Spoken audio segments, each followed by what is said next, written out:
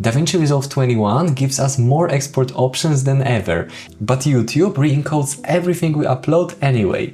So I tested which settings actually survive YouTube compression the best. But first, here are the settings I recommend to almost everyone. Go to the Deliver page and choose Custom Export.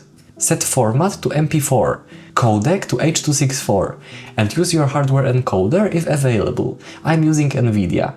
Your resolution and frame rate should normally match your timeline. And even if your source is only 1080p, exporting at 1440p or 4K can sometimes give you a better result on YouTube.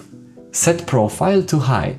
With NVIDIA, I use variable bitrate, quality set to best, preset to very slow, and tuning to high quality. For audio, use AAC at 48 kHz. I use 320 kilobits per second. YouTube still recommends H.264 for standard SDR uploads, and in my test, this export took only 17 seconds. Its main weakness was exactly what you would expect from an 8-bit export.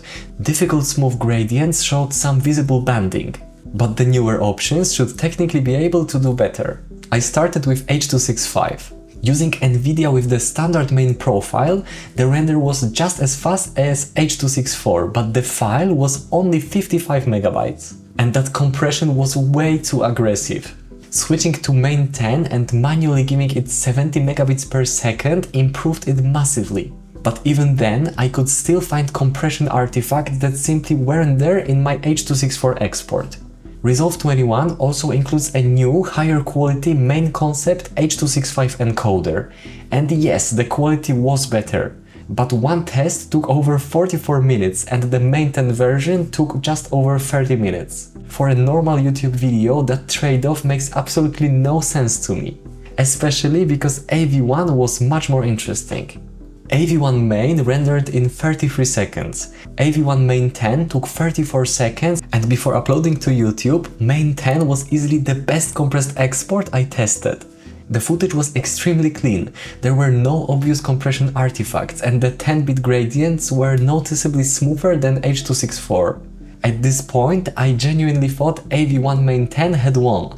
AV1 encoding requires compatible hardware. For example, with NVIDIA you need an RTX 40 series or newer. Now let's see what actually happens on YouTube. H.264 and 8-bit AV1 looked almost identical.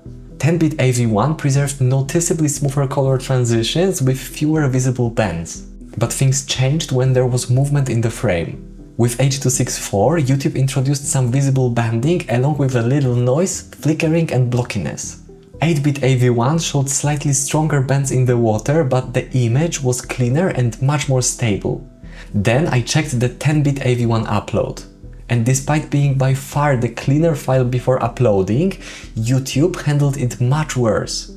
The smooth water started breaking into flickering blocks, unstable textures and much more obvious artifacts. For normal SDR uploads, doing the 10 to 8-bit conversion yourself produced a much more predictable result in my tests. YouTube generally handled the already converted 8-bit files better. I also tested DNxHR HQX in 10-bit. The downside is that the file was over 3 GB instead of few hundred megabytes.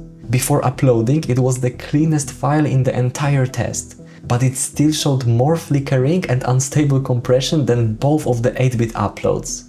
So if my only goal is the best and most predictable result after YouTube compression, I would choose H.264 or 8-bit AV1.